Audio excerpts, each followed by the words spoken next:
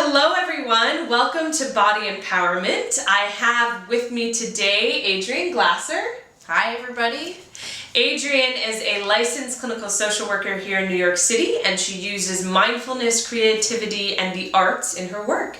Welcome. Thanks. To Body Empowerment. I notice how much in the media lately there is a lot of talk about eating disorders, about food, about the war on obesity. Several public figures are coming out sharing their own food and eating disorder struggles. And it's really important that we keep the body in mind in these conversations, that we talk about the mind-body connection. And that's an area where Adrienne is an expert, so that's why I have you on today. Can you talk a little about that mind-body connection? Absolutely. I mean, I definitely want to put out there that the head is part of the body. I think that that's like a really important thing that, we kind of separate out mind and body, and it's like it's all part of the same thing. And I agree that a lot of literature and media is being really focused on like food as an addiction, or there's a lot of weight stigma that happens, and there's a lot of that going on, and not the acknowledgement that a lot of this has to do with feelings and feelings and how they manifest in the body. Why do you think the feeling part gets overlooked? Yeah, because who wants to feel their feelings? Like, nobody wants to feel their feelings. We abuse drugs and alcohol and food to not feel feelings, and we, have too much sex, watch too much TV. I mean, we do all these things in excess to just get out of our heads and our bodies.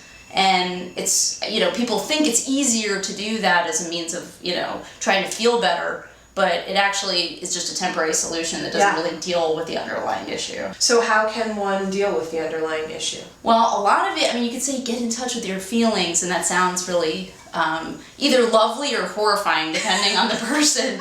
But it's really just being aware of the present moment and what's happening in your body and in your mind in the present moment. So what does that look like? It looks like right now, I'm aware of trying to look in the camera and looking at you right. and trying to figure out which way I should be doing that, and kind of, accessing different parts of my body that have a little bit of nervousness and breathing. Just taking a deep breath.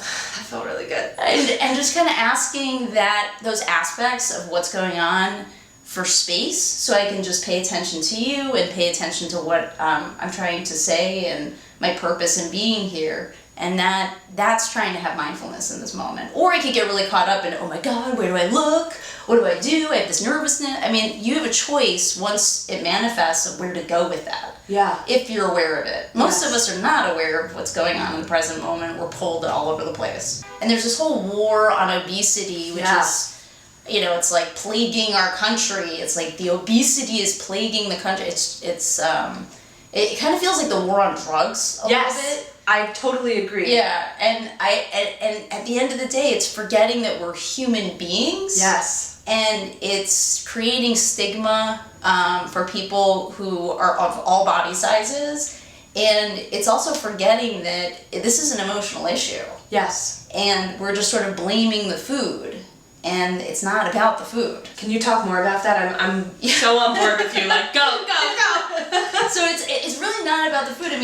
It would be like blaming drug addiction on the Coke. It's like, I'm going to blame the Coke for being addicted to. It's ridiculous. If somebody tried to say that, it would just sound like BS, Yes. And we're kind of doing the same thing. We're saying, people are addicted to food, or they're unable to control themselves because of the food.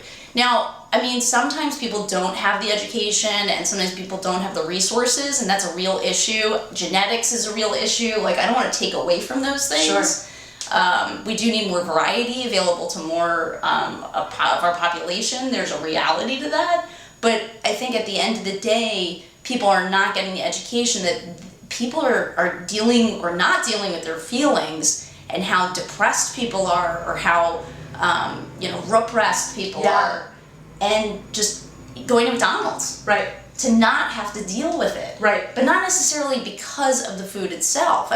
There's some element of that, higher sugar foods, or, we're kind of drawn to those things, but that's not to me, it's not the meat of the matter, no pun intended. Right. So the work that you do, does it directly allow your patients and the people you work with to correlate the mind and body connection so that feelings are not manifesting in negative self-harming ways? I mean, the bulk of the work that I do is allowing people to understand mindfulness and being aware of the present moment and how feelings are manifesting in their body, what's happening in terms of the stories that we tell ourselves throughout the day, and whether we choose to be in the story or we choose to be in the moment. And I do this with people who have addiction, who have eating disorders, who have trauma, and trying to teach people how to be in the present moment. That's the bulk of the work. Shame and feeling like a bad person, like those are the things that fuel addiction and fuel maladaptive coping mechanisms. Like that is what fuels it, is a sense of like, I'm bad, I'm not enough, all those kind of core stories that a lot of people are telling themselves on a regular basis that they don't have a lot of space from. And the mindfulness that I'm teaching and that lots of people are teaching, it really creates space that people need from these stories or aspects of themselves that feel bad, wrong, feel like they shouldn't be doing what they do, shouldn't be coping the way that they're coping, even if it's maladaptive. Like people don't get better unless they can kind of understand where it's coming from, of like, oh, I kind of get why I had an eating disorder because I didn't have any other way of coping. And just like having compassion for yourself, of like, oh, that was the only thing that I knew how to do. And acknowledge it has huge consequences. So, if you were shamed with food, I mean, a lot of people are, kind of shamed with food growing up, saying that like certain foods are bad and that they're bad for eating it. And that this is part of what's getting perpetuated in the media. And, now they can come into therapy and say, I feel terrible. Every time I eat this food, I feel like a bad person. And what happens in that moment is that there's a part of them, a very young part of them, that was told that information or that story that equates it with being a bad person. They feel like they're entirely that aspect of themselves, rather than having like some level of space of like, oh, there's an aspect of me that feels this way, that has this story, and I'm gonna choose to detach. Not because you can't get rid of it. I mean, that's like ideally we would love to like throw all of our negative parts out a window and aspects of ourselves out a window, but it's impossible. So we can only get space. We can really only get space, and I think that's another conflict people have. Like I'm struggling with this. I wish I could just stop or get rid of it, and rather than acknowledge, this is part of me. This is a part of me, and I'm just going to ask it for space. I'm just going to take a breath and ask it for space. It's like building a muscle. It's like, it takes practice. It's like a Buddhist gym. I think we're like, working on this Buddhist muscle. Gym. I love it. We're like working rather than like working on other muscles and over exercising. Probably be like, doing mindfulness push-ups with our breath. And that's the other thing. If you're in the moment, there's spontaneity that happens. Like, without being able to be in the moment, you're not here. You're like in your head. You're off somewhere else. You're saying. I mean, most people when they get in front of a camera, they're like, oh my God, am I going to say the right thing? And blah, blah. And just by being in the moment, I mean, we can just have a conversation about these things and be playful and connect. So. And that's the connection that we're looking to have with our mind and our body. By being present. Thank you so much for being here. This has been amazing and fun, and I've enjoyed being in the present moment with you and connecting. Is there anything else you want to say to folks out there? I think it's just great to have an opportunity to have a different kind of conversation about these things. I find that we keep having the same conversation in the media, and I just think the more we can become curious about the nuance around why people struggle and have different conversations and more conversations about that, I think the better. So wonderful. Well, thank you for helping to push that conversation forward here today.